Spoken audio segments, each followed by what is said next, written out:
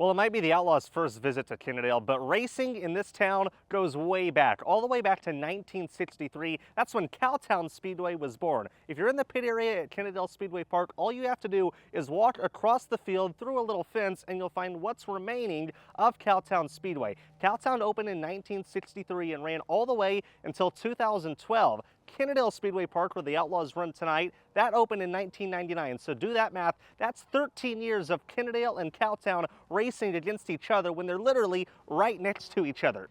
And when I say running against each other, that is literally what they did. Now, you've heard of racetracks 30 minutes or an hour apart from each other, competing against each other on the same night, but they did that here in Kennedale, Texas on a weekly basis. And with the tracks being so close to each other, fans could pretty much do the double. You could sit in the grandstands here at Cowtown, look over and see turns 1 and 2 at Kennedale Speedway Park and take in both nights of action.